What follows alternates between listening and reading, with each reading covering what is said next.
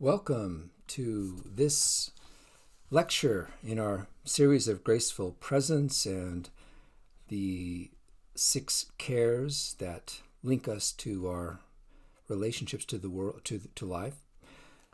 This one is on care for the world, and the practice is stewardship. Now, the challenge in care for the world could be expressed as follows. How do we acquire the goods and services, those external goods we've talked about before? How do we acquire them, the services that we need to live a good life without damaging the environment? Another aspect of this is we could phrase it this way. How do we acquire the goods and services we need to live a good life in a sustainable and responsible way? The answer, of course, is going to be stewardship, and stewardship must take both work and external goods seriously. So if we were to perhaps, at this point, sort of define that work, right? Work is how we acquire the needed goods and services, or the external goods we need to live well. Work must be meaningful and provide a way for each of us to come to feel safe, secure, respected, and free. External goods, and again, we've talked about this a lot in the course, but external goods are not ends in themselves or desirable for their own sake, but desirable as a means to live well and to humanize our existence. And at the end of this lecture, we'll come back and look briefly at both external goods and work. But in terms of care for the world, there are 2 questions that we need to ask and answer. One is, who or what deserves moral consideration? So who or what, whose interests must we take into account when deciding how to live our life, right? So I would imagine that you consider yourself as someone deserving moral consideration. So when you or someone else chooses how to live their life, that your interests, whatever they may be, should be considered. Perhaps you think that your family and friends deserve moral consideration. So as you choose how to live your life, you also have to consider how it might affect the interests of family and friends. Maybe you've extended that to all humans, right? So that when you choose how to live your life, you have to consider the impact on the interests of humans. Well, what about pets? Maybe you have a dog or a cat. Do you think that when you're choosing how to live your life on a daily basis, that you have to consider the interests your pet, your dog or cat might have? So your actions, right, have to take into account whatever it is your dog or cat might need. What about, food animals? Do you think that as you decide how to live your life, that you have to take into account the interests that that a cow or a pig or a turkey might have? Do their interests count in deserving moral consideration? What about spiders, insects, right? As you're about to step on that spider that's walking across your floor, do you have to stop yourself first and say, wait a second, what interest does this spider have in not being stepped on? Is that something that you have to consider? I mean, what about the environment itself? Whatever the interest of the environment might be, do you have to consider the impact of your actions on the environment in that sense, right? So think about that for a moment, right? Who or what deserves moral consideration? Now, this kind of leads into the next question. What should be the extent of our moral community? Now, I like to imagine my moral community as this large circle. Everything inside the circle belongs to my moral community. Everything outside does not, right? And if it's in my moral community, I know that it possesses 3 characteristics, right? Number 1, if it's in my moral community, it possesses intrinsic, not merely instrumental value, right? Intrinsic value means it has value in itself. It's good independently of anything else. And when you harm something with intrinsic value, you're doing something that is morally wrong.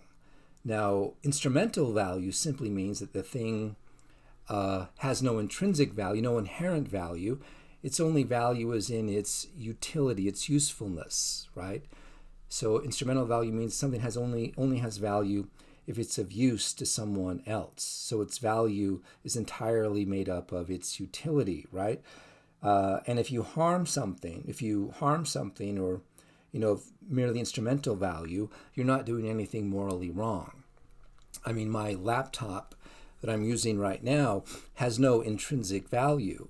I might harm my laptop by throwing it across the room, or perhaps not, taking care of it the way I ought to or I should. But it's not considered a moral offense if I harm something like my laptop or a pen or a car. They only have instrumental value. They cannot be morally harmed. It might be stupid to harm them, but there's no moral offense. So in our moral community, things there have intrinsic value. A second characteristic is whatever's in my moral community, I have to consider its interests in some sense as equal with my own. Now, that doesn't mean equal treatment. I don't have to treat everything in my moral community the same. But their interests, whatever they might be, I have to give equal consideration. And then finally, if it's in my moral community, I possess both negative and positive obligations towards them, right? A negative obligation is an obligation not to cause it harm. A positive obligation is an obligation to benefit it if possible. So all of you listening to this video, you're in my moral community. You all have intrinsic value. You have value in yourself, independently of anything else.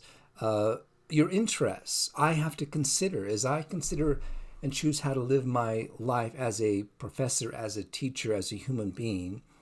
I have to consider how my actions will affect your interests. And I also believe that I have a negative obligation not to cause any of you harm, and a positive obligation to help you if I possibly can. So with that kind of in place, we now know that what deserves moral consideration are those things in our moral community, and things in our moral community have those three characteristics. They possess intrinsic value. They deserve an equal consideration of their interests, and we possess both negative and positive obligations towards them. So how we satisfy that, of course, is through the practice of leadership. Stewardship is the practice of graceful presence and care for the world, right? Stewardship might be defined as the responsible cultivation of what's entrusted to our care. And then, of course, the obvious question that follows is, so what has been entrusted to our care? And here's where we want to consider Aldo Leopold. The essay that I wanted you to read on Canvas is called The Land Ethic. Aldo Leopold was one of the first environmental ethicists. He was a great conservationist. Now, this essay, The Land Ethic, was a chapter in a larger book called the Sand County Almanac that was published in 1949. You can see by his death date that he wrote this, but it wasn't published until after his death, so posthumously. And in this chapter called The Land Ethic, Leopold is making observations of the ecosystem near his farm in Wisconsin. Though there's no Sand County, Wisconsin, he just named it that for some of the topological geographical features of that area. But he argues in this chapter that the physical environment and all non-human species are members of our moral community. They possess intrinsic value and so an inherent right to exist as ends themselves, not merely as means for us. So it should not be seen as the land, right? The environment should not be seen as a mere resource for us to use and exploit, but deserves our moral consideration. So if we kind of look at some of the excerpts from The Land Ethic, this first one is where he's going to argue that human history has seen an expansion of what we think belongs in our moral community, and now he thinks we have to expand this beyond just the human. So, and I quote, he writes, when God, like Odysseus, returned from their wars in Troy, he hanged all on one rope a dozen slave girls of his household, who he suspected of misbehavior during his absence. This hanging involved no question of propriety, right, of moral propriety. The girls were property. Disposal of property was then, as now, a matter of expediency, not of right and wrong, because property, right, only has instrumental value, no intrinsic value. Those slave girls had no goodness value in and of themselves, only their utility, according to Odysseus. Concepts of right and wrong were not lacking from Odysseus's Greece. Witness the fidelity of his wife through the long years before at last his black proud galleys clove the wine-dark seas for him. Wow, that's very poetic. The ethical structure of that day covered wives but had not yet been extended to human chattels. During the 3,000 years which have since elapsed, ethical criteria have been extended to many fields of conduct with corresponding shrinkages in those judged by expediency only. So since that time, Leopold argues, right, we have essentially included all human beings as members of our moral community. Now he's going to argue it's time to include the environment itself. He goes on to say, another excerpt, there is as yet no ethic dealing with man's relation to land and to the animals and plants which grow upon it. Land, like Odysseus' slave girls, is still property. The land relation is still strictly economic, entailing privileges but not obligations. The extension of ethics to this third element in human environments is, if I read the evidence correctly, an evolutionary possibility and an ecological necessity. Right? So again, Leopold wants us to extend our sense of moral community to include the land, the environment, with all the life upon it. He thinks that this is, of course, possible because we've done it before. We've expanded our sense of moral community before, so we can do it again. And it's a necessity because if we don't consider the land, the environment, as possessing intrinsic value, we're going to destroy it and in the process destroy ourselves. So this is kind of the image of our moral community that he gives us. This is his famous land pyramid, right? So he says, and I quote, all ethics so far evolved rest upon a single premise that the individual is a member of a community of interdependent parts. That's, again, this notion of moral community. His instincts prompt him to compete for his place in that community, but his ethics prompt him also to cooperate.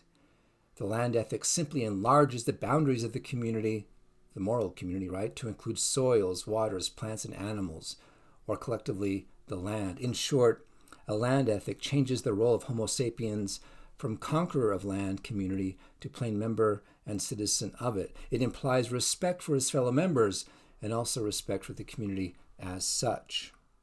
The significance of this land pyramid is to show us, we humans, right, that we're just members of our moral community and we need to live in harmony with it, or we destroy our environment and us with it. If we view the environment and everything in it as a mere means for us to use and exploit for our own selfish desires, then we destroy the potential for a good life for future generations. The land pyramid also shows us the importance and value of all members of this moral community in sustaining life. Right? But we humans especially have an obligation to develop what he calls a moral conscience or an ecological conscience. I kind of like this phrase. He says, right, and his thought is that each one of us, right, in fact, Leopold's environmental ethic requires that persons, that citizens, landowners, hunters, recreationists, that all of us develop this ecological or moral conscience. Government regulation was insufficient to save the land, and subject to change of administrations, and business and economic development would always default to seeing the land as merely a resource to be used, right? So people had to develop this sense of a limitation on our freedom of action in the struggle for existence for the sake of the environment and the biotic community. And then he gives us what I think is a fabulous moral principle to guide our conduct, right, in the land or in our environment. He calls this the key log principle. Key log is a log that if you remove it, it allows the other logs to flow, right, to move dynamically. He says the key log which must be removed to release the evolutionary process for an ethic is simply this: quit thinking about decent land use is solely an economic problem. Now, Leopold was not against economic development or even the development of the land, but it had to adhere to a very strict moral principle, which he gives next. examine each question in terms of what is ethically and aesthetically right, as well as it is as economically expedient. And then here's the principle that I love, and please remember this. He says, a thing is right when it tends to preserve the integrity, stability, and beauty of the biotic community. It is wrong when it tends otherwise, right? Now, by integrity, he means wholeness. In our use of land, in our actions in the environment, we can't exploit or sacrifice the well-being of any part for the sake of any other part. We have to see it as a whole. Stability means balance. We have to preserve the self-renewing properties of nature and the land pyramid. And by beauty, he simply means perceptual appeal. We have to build and develop in harmony with the land, right? So that's the key question to ask ourselves whenever our actions affect our physical environment, whether it's transportation or how we care for our yard or our neighborhoods, right? How we build and make things, right? We have to be sure, or care for our property. We have to be sure that we're always, right, preserving the integrity, stability, and beauty of our biotic community. Let's go to the next slide. There you have it on that right-hand side, that principle again, and that's the one to always remember. Aldo Leopold claims humans must value the environment for its own sake and not for merely economic or utilitarian considerations. With every action we take, we need to ensure the protection and sustaining of the environment for current and future generations. So the practice of stewardship, I like this. Buddha said, but the wise live without injuring nature as the bee drinks nectar without harming the flower. So what is stewardship? It's a cultivation of what has been entrusted to our care by ensuring the preservation of its integrity, stability, and beauty. Who or what has been entrusted to our care? Well, our moral community is represented by the land pyramid, the soil, water, air, plants, insects, rodents, birds, and all other animals, including humans. Why? For our own preservation and that of future generations, because they possess inherent value and because they possess inherent value in themselves. How? Through ensuring that in all our actions, we preserve the integrity, stability, and beauty of our physical world. A question that I like to ask myself as I think about this, right? Some questions anyway that you might want to ask yourself as well, is what would happen if everyone on the planet lived the lifestyle that I live? Or what would happen if everyone made the economic choices that I make? Would it be sustainable? So those are some interesting questions to think about as you're considering your moral obligations to the world.